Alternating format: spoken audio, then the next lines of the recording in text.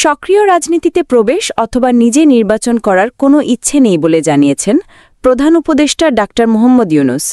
সম্প্রতি মালয়েশিয়া সফরে গিয়ে দেশটির রাষ্ট্রীয় বার্তা সংস্থা বার্নামাকে সাক্ষাৎকার দিয়েছেন প্রফেসর ইউনূস। শুক্রবার সাক্ষাৎকারটির কিছু অংশ প্রকাশ করা হয়েছে। তিনি বলেছেন, না, আমি এমন লোক নই, আমার এমন কোনো সুযোগ নেই।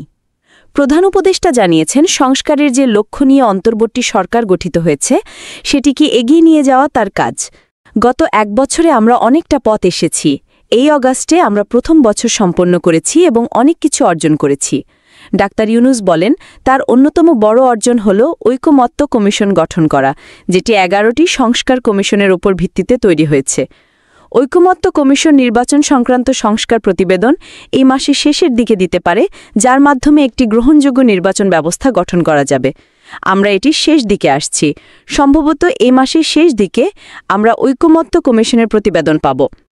এই ঐকমত্য কমিশনকে রাজনৈতিক স্পর্শকতা ও অন্যান্য বিষয়গুলো নিয়ে রাজনৈতিক দলগুলোর থেকে সম্মতি আদায়েরও দায়িত্ব দেওয়া হয়েছে। প্রধান উপদেষ্টা বলেন, রাজনৈতিক বিষয়ে আপনার একটি ঐকমত্য প্রয়োজন।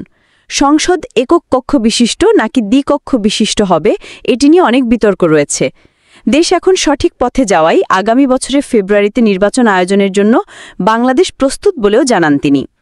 আর এবারের নির্বাচনটি আগের 3টি মিথ্যা নির্বাচনের চেয়ে ভালো হবে প্রতিশ্রুতি দিয়ে তিনি বলেছেন, অনেক বছর পর প্রথমবারের মতো জনগণ একটি নির্বাচন পাবে, কারণ আগের নির্বাচনগুলো ছিল মিথ্যা নির্বাচন।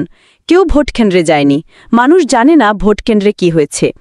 যেসব লাখ লাখ ভোটার হাসিনার আমলে ভোট দিতে পারেননি, তাদের জন্য এবারের নির্বাচনটি অনেক বড় হবে বলে জানান তিনি।